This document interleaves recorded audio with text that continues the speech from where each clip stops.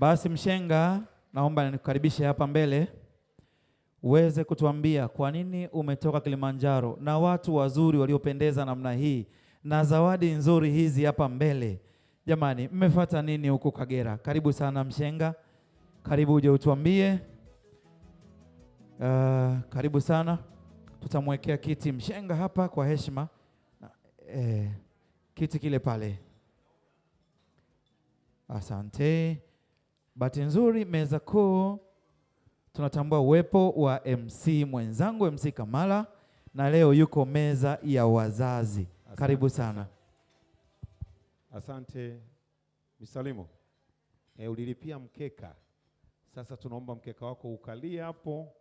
Alafu tuambie umekuja kwenye hili jimbo letu unataka nini zaidi. Naona timu kubwa mko hapa, mmependeza, sasa umekuja kutafuta nini huku? Ni neema yake. Asante sana. Kama nilivyokuja kule nyumbani, ndio nimekuja tena leo.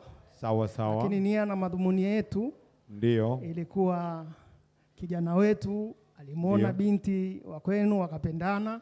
Ndio. Kwa hiyo tumekuja kufanya zile taratibu. Ndio. Na hatimaye leo nimekuja ili niweze kuzikamilisha. Okay.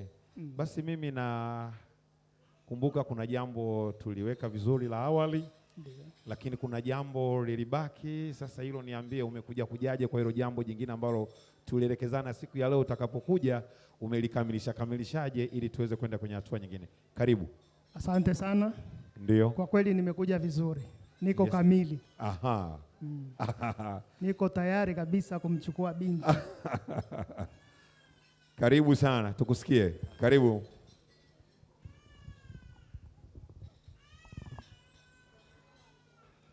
Kwanza kabisa naomba nikabidhi kile kilichobaki. Ndio. Aha. Nakumbuka kulikuwa kuna kashishi kidogo ilibaki. Kwa hiyo ndio iko hapa. Nina imani iko sawa. Iko sawa kabisa. Haya basi ngoja ipokelewe kwanza.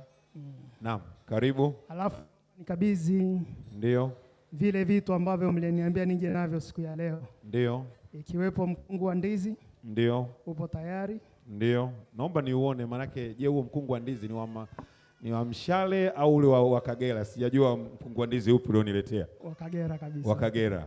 Naona huu wa Kagera. Jamani, kwanza naomba tumpigie makofi. Maana nilizani ile ya Mshale. Maana nilizani mimi nilikuwa nimejiandaa kwa ajili labda ni ya Mtoli sana, kumbe wengine. Nashukuru kwa Twitter. Naomba sisi hapo tunaandaa maharage meupe tu. Na jambo lingine uliweka kwenye ile ntukulu.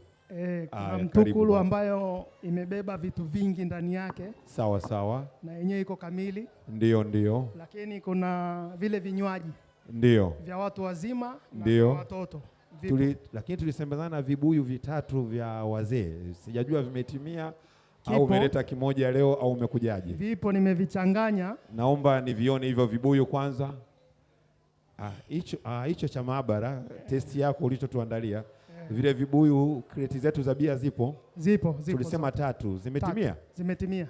Aha, nihesabie nizione. Maki sisi nikaulizwa 1, 2, 3. Sawa, tulisema togo ya watoto. Hii hapa. Aha, sawa. Basi mimi nadhani imeenda vizuri. Sasa tunataka tujue testi yako ya pombe ya Kiaya.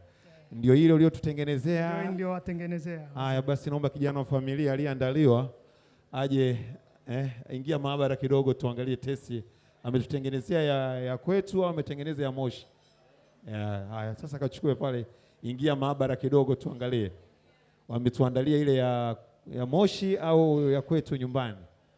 Ngoja mkemia ingie kwenye maabara tuangalie ni kipi kitatokea sasa.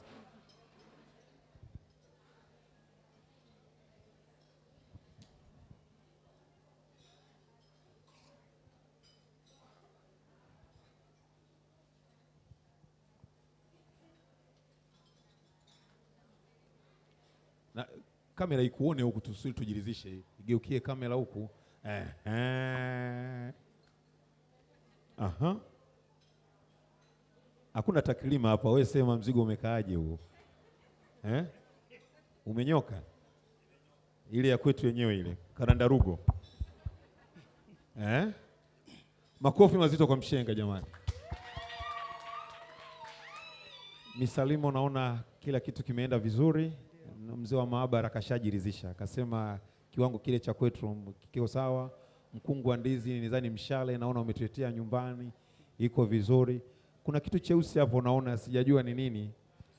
Sasa hili hapa Ndio ni lile sanduku lilobeba vazi la binti. Sawa. Naomba na lenyewe nililete kwenu. Kwa ajili ya kuelekea kwenye madhabahu. Ndio. Sasa kumbuka binti hapa maana muda nao si rafiki sana. Unatukabidhi hizo siku ngapi? Unajua ni nyingi sana, ni chache lakini ni nyingi sana. Umejipanga pangaje kumwacha binti kwenye jimbo hili? Nimejipanga vizuri.